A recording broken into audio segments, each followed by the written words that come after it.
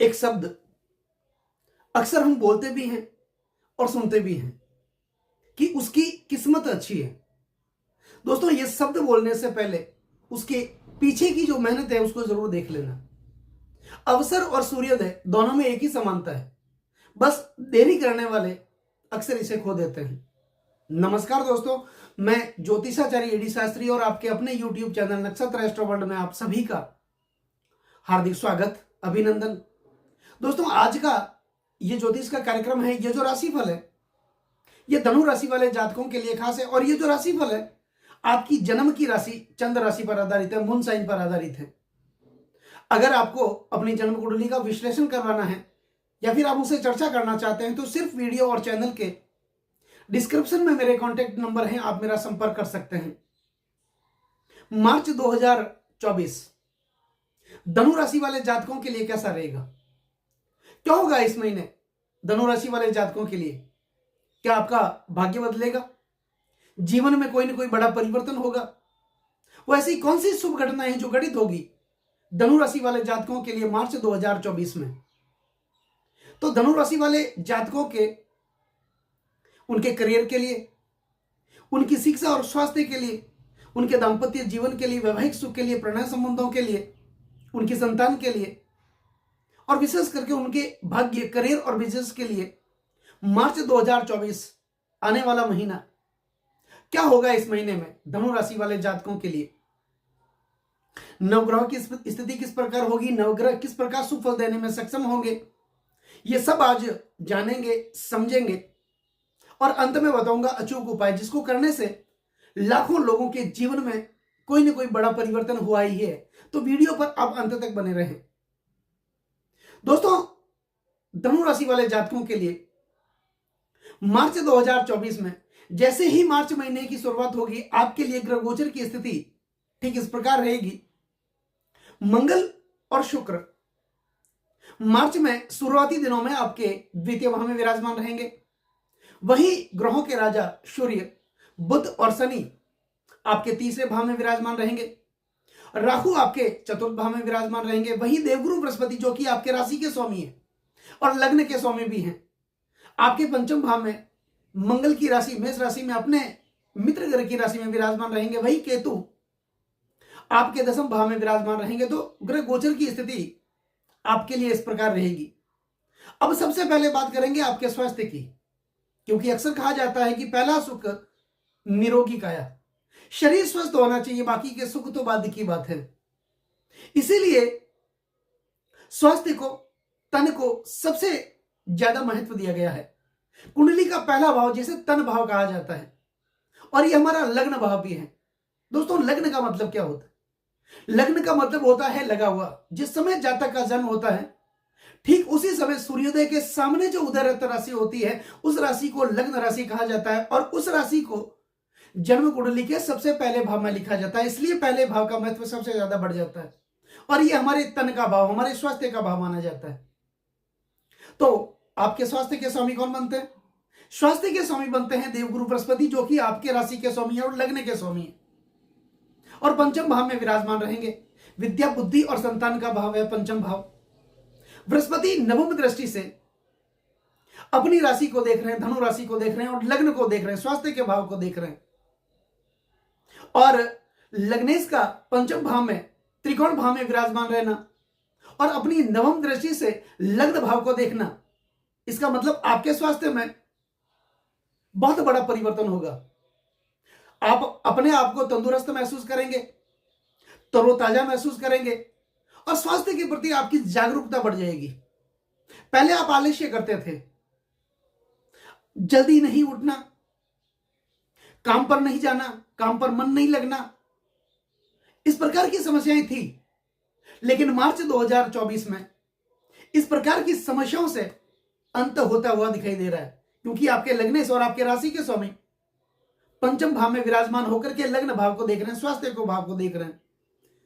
तो ज्यादा से ज्यादा आप अपने शरीर को तंदुरुस्त रखने की कोशिश करेंगे, स्वस्थ दिखने की कोशिश करेंगे। इसके लिए आप योग करेंगे, मेडिटेशन करेंगे, प्राणायाम करेंगे, ध्यान करेंगे, ईश्वर का स्मरण करेंगे। तो ये सब कुछ जागरूकता बढ़ेगी आपके लिए, आपके स्वास्थ्य के बारे में। अब बात करते हैं आपके शिक्षा की। दोस्तों, शिक्षा का जो भाव बनता है कुंडली का, वो पंचम भाव बनता है, विद्या बुद्धि और संतान का भाव बनता है। और यही भाव प्रणय संबंधों का भाव भी माना जाता है और संचित कर्म का भाव माना जाता है। संचित कर्म का मतलब होता है कि जो हम कर्म करके आए हैं पूर्व जन्म में, उस कर्मों का लेखा जोखा देवगुरु बृहस्पति रखते हैं, जो कि आपके राशि के स्वामी है और पंचम भाव में विराजमान है, अपने कारक भाव में विराजमान है। और बृहस्पति की स्थिति तो वैसे भी आपके लिए बहुत मजबूत है। तो शिक्षा की अगर दृष्टि से देखें तो बृहस्पति का पंचम भाव में रहना और पंचम भाव के स्वामी मंगल आपके द्वितीय भाव में विराजमान है। 16 मार्च तक आपके द्वितीय भाव में विराजमान रहेंगे, शुक्र के साथ युति बना रहे हैं। और 16 मार्च के बाद मंगल अपना राशि परिवर्तन करेंगे और द्वितीय भाव से निकल करके आपके तीसरे भाव में पराक्रम भाव में आ जाएंगे। तो 16, हालांकि तीसरा भाव, तीसरा, छठा और 11वां भाव ये कुंडली के अच्छे नहीं माने जाते हैं, क्योंकि यहां इनका शुभ ग्रहों का रहना यहां पर शुभ नहीं माना जाता है। तो 16 मार्च से पहले शिक्षा के लिए आपके लिए बहुत बढ़िया समय है। आप कोई ना कोई बड़ा निर्णय लेंगे, निर्णय लेने की जो शक्ति है वो बढ़ जाएगी, आपकी एकाग्रता बढ़ जाएगी, ध्यान बढ़ जाएगा। हायर एजुकेशन के लिए इस समय में अगर आप बाहर जाना चाहते हैं आप जा सकते हैं। एजुकेशन के लिए वीजा का आवेदन जिस देश में देना चाहते हैं, ये समय बहुत बढ़िया रहेगा आपके लिए, क्योंकि पंचम भाव के स्वामी की स्थिति 16 मार्च से पहले बहुत मजबूत है। आपके द्वितीय भाव में धन, कुटुंब और वाणी के भाव में विराजमान है। लेकिन 16 मार्च के बाद मंगल जब अपना राशि परिवर्तन करेंगे, पराक्रम भाव में आ जाएंगे। हालांकि मंगल पराक्रम के कारक माने जाते हैं और मंगल के बारे में अक्सर कहा जाता है तुष्टो ददाति साम्राज्यम रुष्टो हरति दक्षिणात्, की जब मंगल प्रसन्न होते हैं जीवन में साम्राज्य दे देते हैं। और तीसरे भाव में विराजमान रहेंगे तो वहां पर आप में थोड़ा गुस्सा बढ़ सकता है, वहां पर आपका ध्यान थोड़ा डाइवर्ट हो सकता है। तो इस प्रकार की कोई भी समस्या है आप उसका निदान करें, उपचार करें। मंगल की यह स्थिति आपके लिए रहेगी। द्वितीय भाव में मंगल और शुक्र की युति बन रही है। दोनों कामुक प्रवृत्ति के ग्रह माने जाते हैं। मंगल अग्नि प्रदान ग्रह है, रज के कार्यक्रम माने जाते हैं। मंगल की स्थिति अच्छी स्थिति काम शक्ति का निर्माण करती है और मंगल की खराब स्थिति काम शक्ति को खत्म कर डालती है। तो एक सुखी दाम्पत्य जीवन के लिए पति और पत्नी के बीच संतुलित काम शक्ति का होना बहुत जरूरी है। इसीलिए तो मंगल वर और वधू की कुंडलियों में लग्न से, विवाह से पहले देखा जाता है। तो यहां पर थोड़ा बहुत आपके चरित्र में कठिनाइयां पैदा कर सकते हैं, इस बात का विशेष आपको ध्यान रखना है। अपनी वाणी में थोड़ी कटुता आ सकती है, क्योंकि मंगल पाप ग्रह हैं और आपके द्वितीय भाव में विराजमान रहेंगे। अपनी भाषा को मधुर बना के रखें। और हालांकि 16 मार्च से पहले मंगल की स्थिति अच्छी है, तो आप अपनी वाणी कुशलता के कारण कठिन से कठिन परिस्थितियों को भी आप अपने नियंत्रण में कर लेंगे। यह शक्ति आप में आ जाएगी। 16 मार्च के बाद मंगल पराक्रम भाव में आ जाएंगे, तो इस समय में थोड़ा बहुत आपको ध्यान रखने की जरूरत है। इसके बाद बात करते हैं आपके प्रेम प्यार की। इसका भाव जन्म कुंडली का माना जाता है, वो पंचम भाव ही माना जाता है। देवगुरु बृहस्पति वहां विराजमान है, लग्नेश खुद विराजमान है आपके पंचम भाव के अंदर। और पंचम भाव प्रणय संबंधों का भाव माना जाता है, प्रेम विवाह का भाव माना जाता है। तो मंगल की स्थिति बहुत, मंगल जो प्रणय पंचम भाव के स्वामी है वो आपके धन भाव में विराजमान है, कुटुंब भाव में विराजमान है, वाणी भाव में विराजमान है। तो 16 मार्च से पहले आपके प्रेम प्यार में बहुत अच्छी स्थिति का निर्माण करेंगे। अगर आप प्रणय संबंधों में बंधे हुए हैं तो शादी के नए नए अवसर आपके लिए उत्पन्न होंगे, शादी के योग बनेंगे। लेकिन 16 मार्च के बाद आपके प्रणय संबंधों का जो जीवन है उसके लिए थोड़ी आप ईगो की समस्या आ सकती है, आपके लिए घमंड की समस्या आ सकती है। अपने आप में बड़ा दिखाने की कोशिश में इसमें थोड़ा आप कंफ्यूजन हो सकते हैं, तो इस बात का विशेष ध्यान आपको रखना है। अब बात करते हैं आपके वैवाहिक सुख की। दोस्तों, वैवाहिक सुख का जो भाव माना जाता है वह जन्म कुंडली का सप्तम भाव या गोचर की कुंडली का सप्तम भाव माना जाता है। और इस भाव के स्वामी बनते हैं बुध, जो कि बुध आपके तीसरे भाव में विराजमान है। और 7 मार्च को बुध का अपना राशि परिवर्तन होगा और चतुर्थ भाव में केंद्र में आ जाएंगे। तो वैवाहिक सुख की दृष्टि से केंद्र के स्वामी का केंद्र भाव में आना और अपनी सप्तम दृष्टि से अपनी राशि कन्या राशि को देखना, दसम भाव को देखना, वैवाहिक सुख की दृष्टि से बहुत अच्छी स्थिति का निर्माण करेंगे बुधदेव। आपके अंदर बुद्धि चातुर्य का निर्माण होगा, बुद्धिमत्ता का निर्माण होगा, निर्णय लेने की क्षमता आप में बढ़ जाएगी। तो आपके वैवाहिक सुख में भी बहुत अच्छा होता हुआ मार्च के महीने में दिखाई दे रहा है। लेकिन बुध 7 मार्च को जब अपना राशि परिवर्तन करेंगे तो ये चतुर्थ भाव में केंद्र में तो आ जाएंगे, वहां पर बुध और राहु का जड़त्व योग बनेगा।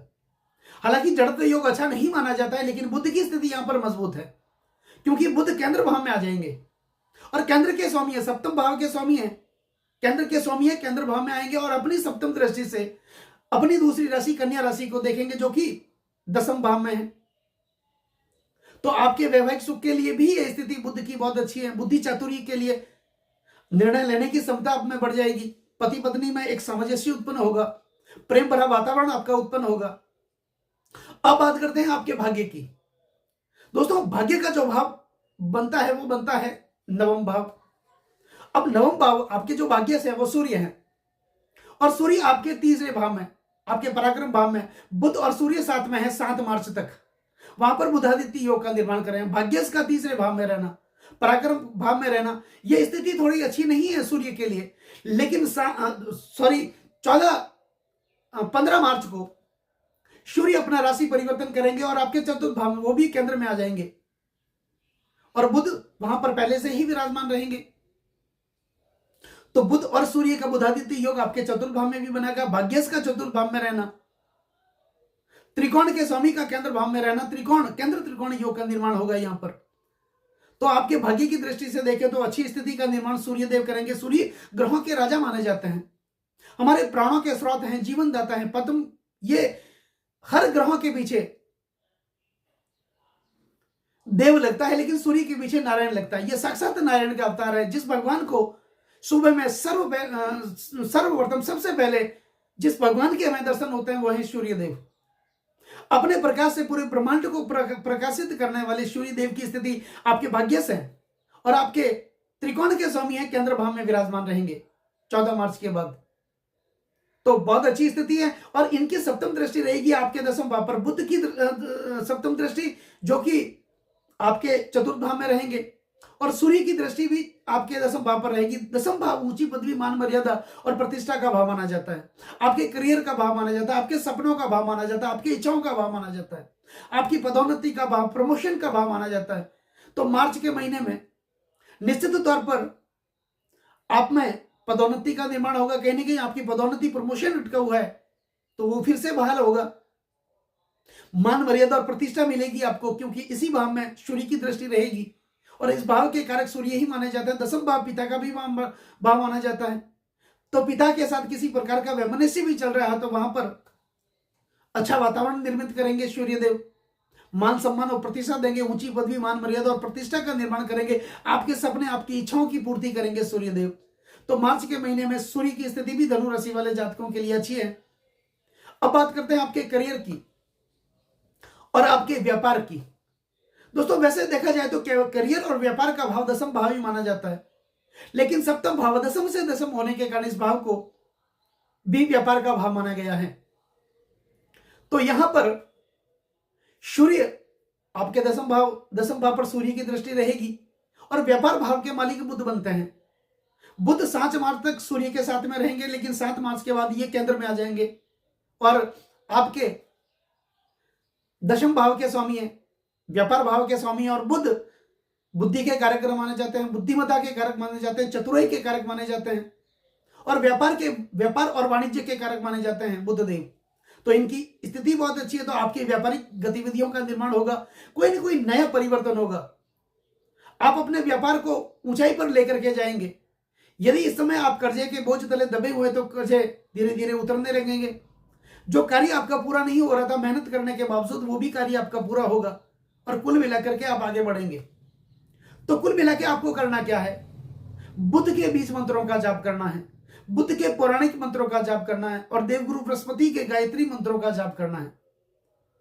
हो सके तो हल्दी की 5 घंटे लेकर के पीले वस्त्र में, रेशमी वस्त्र में बांध करके अपने सर के ऊपर 11 बार घुमा करके आप बहते हुए जल में प्रवाहित कर दें, या पीले पुष्प गुरुवार के दिन आपके आसपास में विष्णु मंदिर हो वहां पर आप जाकर के चढ़ाएं। सूर्य भगवान को नियमित अर्घ्य देना ना भूलें। जल में लाल चंदन मिलाकर के सूर्य भगवान को, जब सूर्य लालिमा लिए हुए रहते हैं उस समय आप सूर्य को अर्घ्य दें, जल चढ़ाएं। तो ये स्थिति आपके लिए बहुत बढ़िया रहेगी। तो दोस्तों, कैसा लगा ये वीडियो? अगर ये वीडियो आपको अच्छा लगा हो, मेरा समझाना आपको सार्थक लगा हो, मेरा तरीका आपको अच्छा लगा हो, तो इस वीडियो को आप आगे से आगे शेयर जरूर करें। बेल आइकन बटन को दबाना बिल्कुल भी ना भूलें, ताकि मेरे आने वाले और भी नए नए वीडियो के नोटिफिकेशन सीधे आप लोगों तक पहुंच सके। और चैनल को सब्सक्राइब जरूर करें। नमस्कार।